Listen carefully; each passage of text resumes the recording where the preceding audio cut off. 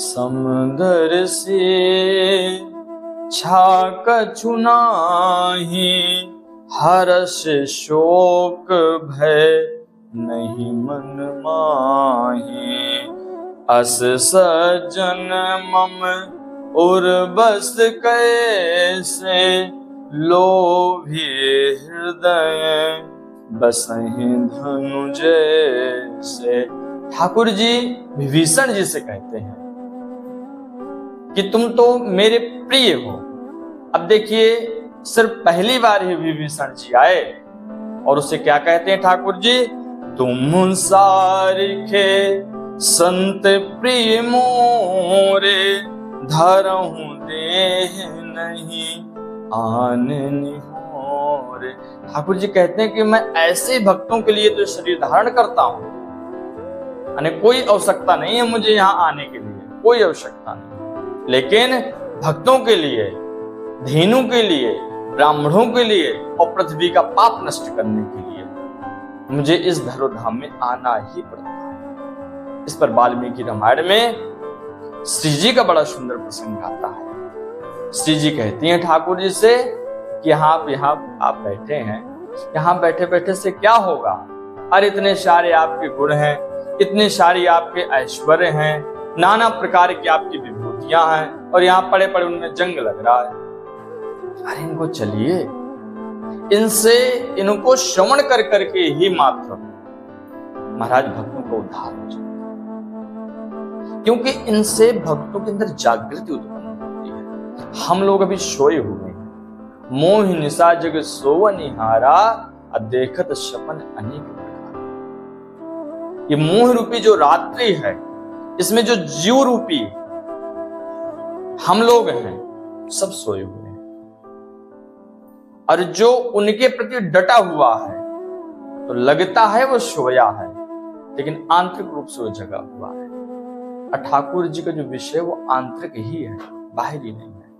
इसलिए हमें इन चीजों को समझना चाहिए कि ठाकुर जी ने विभीषण को कितनी जल्दी अपनाया। उन्होंने ये नहीं देखा कि ये मेरे शत्रु का भाई है, ये राक्षस है, तामसी गुण वाला है, लेकिन ठाकुर जी कहते हैं तुम सारिखे संत प्रिय मोरे, कि तुम सरीखे ही भक्तों के लिए तुम्हें आता हूं। और यहां से जो पूर्वज चौपाइयां हैं उनमें ठाकुर जी बताते हैं कि जब तक कोई जीव, ये सत्य है, कटु है लेकिन सत्य है, कि जब तक कोई जीव जननी जनक बंधु सुत दारा, तात्पर्य कि जब तक अपने मां बाप भाई परिवार, अपना स्वयं का तन, ये सब समर्पित नहीं करता ठाकुर जी पर, तब तक उसका उद्धार नहीं हो सकता। क्योंकि जब तक इन चीजों को अपनाया रहेगा, उससे उसको मोह भी होगा, भय भी होगा, लोभ भी होगा। ये नाना प्रकार की चीजें उसके अंदर स्वतः उत्पन्न होती रहेंगी, क्योंकि ये सब नेचुरल ऑटोमेटिक वाली चीज स्वतः उत्पन्न होती रहेंगी। ये बाहरी तत्व बिल्कुल कतई नहीं है कि बाहरी तत्व के हम लोग सोचें कि नहीं हम ऐसा करते जाएं और ऐसा हो जाए। जो ठाकुर जी पर पूर्ण स्वरूप समर्पित है ना, उसके हृदय का आनंद समझ पाना महाराज बहुत बहुत। और ठाकुर जी निश्चित रूप से उसके अवगुण भी नहीं देते, क्योंकि गुण अवगुण तो संसार रूपी है और हम लोगों के अंदर तो भरा हुआ है।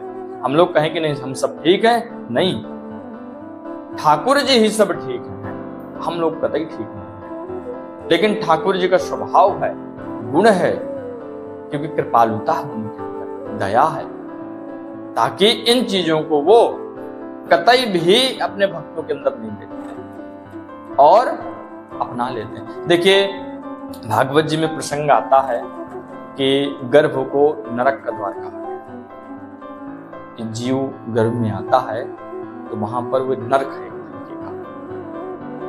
लेकिन ठाकुर जी ने इसका भी विचार नहीं किया और परीक्षित जी को बचाने के लिए ठाकुर जी स्वतः चले।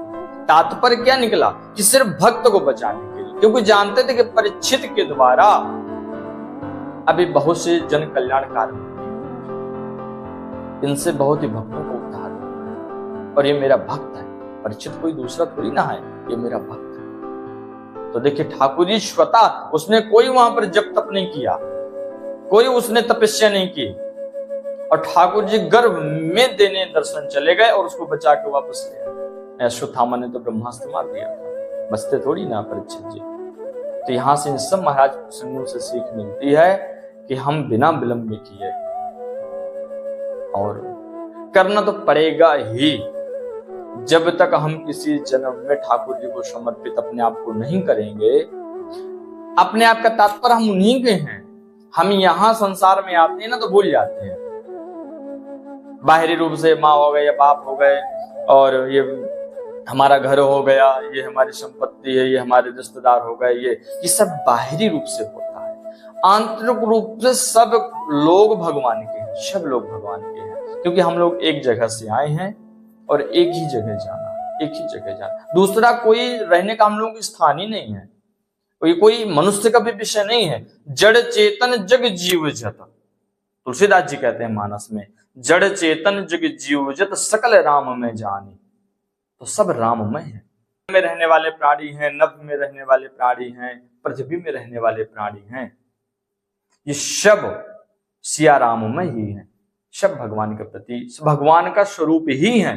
और हम सब एक ही जगह से आए हैं और लास्ट में अंतिम में एक ही जगह जाना है। लेकिन महाराज ये माया बड़ी प्रबल होती है, बड़ी प्रबल होती है। जैसे जीव गर्भ से बाहर आता है तो उसको अपने में आकर्षित कर लेती है।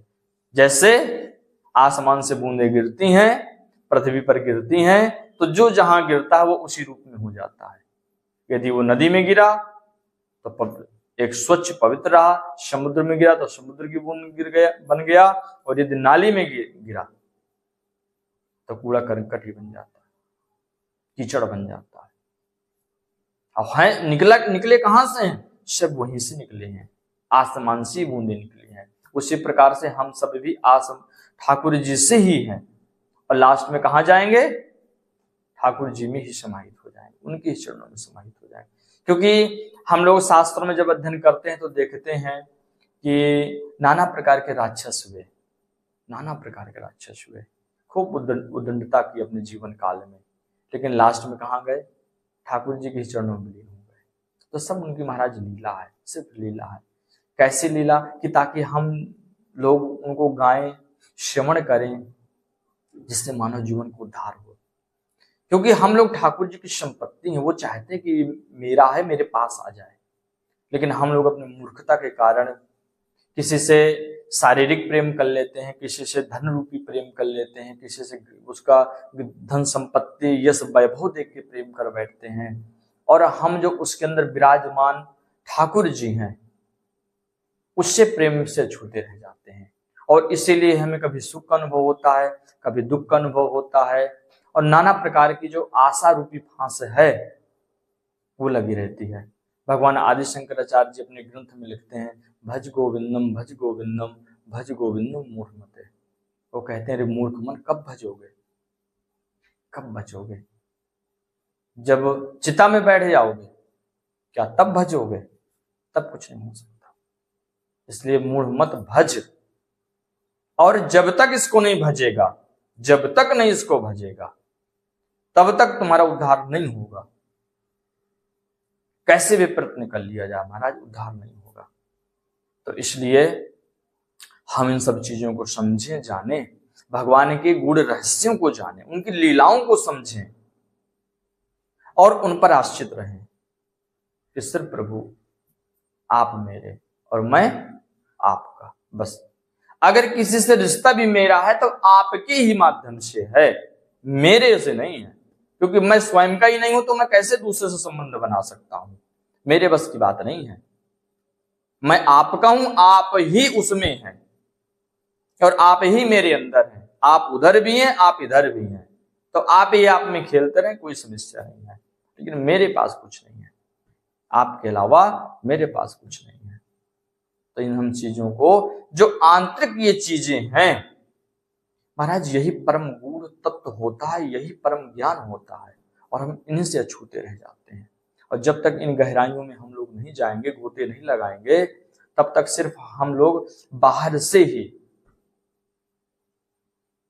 ना समझी के रूप में से निकल जाएंगे। इसलिए हमें इन चीजों को समझना पड़ेगा, और जितनी जल्दी जो समझ जाए उतना ही उसके लिए अच्छा है, वरना वो जितना लेट करेगा तो मतलब भगवान की कृपा से एक जन्म मिला। मुनि लोग कहते हैं राम जन्म जन्म मुनि जतन कराही, अंत राम कही आवत नाही। जन्म जन्म लोग जतन करते हैं, राम आता नहीं है, और जब राम जी नहीं आएंगे तो पुनः जन्म फिर लेना पड़ेगा। तो इसलिए सौभाग्य मिला है, जागरूकता मिली है, साधु संग मिला हुआ है, भगवान की लीलाएं कथाएं सत्संग मिली हुई हैं। तो इसलिए हम इन चीजों को समझें और हम उन्हीं पे लग जाएं, इस मन को बस में रखते हुए, इस मन को सिर्फ एक जगह ही बांध दें उनके चरणों से, और फिर जो समझ में आए सो ही होगा। बोले राजा रामचंद्र भगवान की जय।